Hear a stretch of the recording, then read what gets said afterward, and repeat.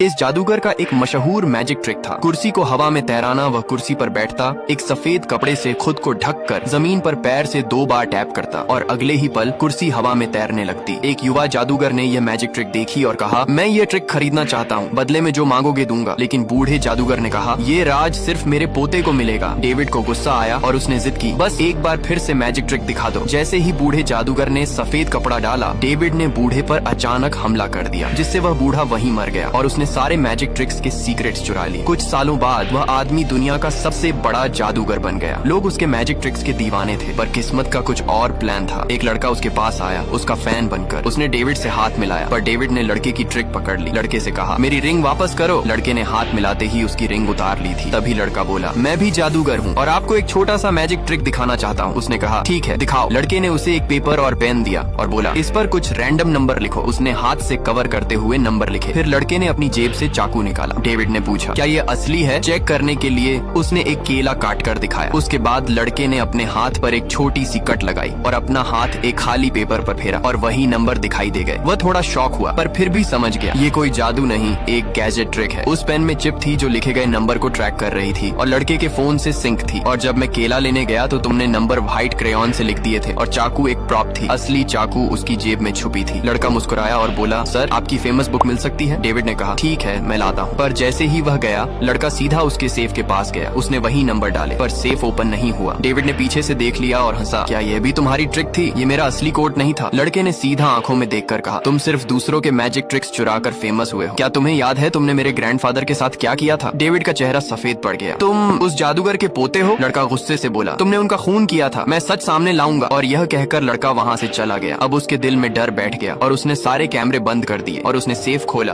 और सारे सीक्रेट्स को जला दिया। उसे लगा इससे वह बच जाएगा। पर अगले ही दिन पुलिस उसके घर आई इन्वेस्टिगेशन के लिए। पुलिस ने बताया कि उसकी पत्नी की हत्या हो चुकी है और उन्हें डेविड पर शक है, इसलिए उन्होंने सीसीटीवी फुटेज मांगा। पर डेविड ने खुद ही सब कैमरे बंद किए हुए थे। पुलिस ने कहा, सेफ खोलकर चेक कराओ। जब डेविड ने कोट डाला, उसका रंग उड़ गया। अंदर वही चाकू पड़ा था जो कल उस लड़के के पास थी। उसे याद आया, कल जब उसने उस लड़के से हाथ मिलाया था, लड़के ने रिंग बदल दी थी। उस रिंग में ट्रैकर चिप थी। जब डेविड ने सेफ खोला था तो सेफ का कोड रिकॉर्ड हो गया था और वह चाकू जो डेविड ने लड़के की पॉकेट से निकाली थी, उस पर डेविड के फिंगरप्रिंट्स थे और अब उस चाकू पर उसकी पत्नी का खून लगा था। लड़के ने अपना परफेक्ट प्लान चलाया, अपने दादा का बदला पूरा कर दिया।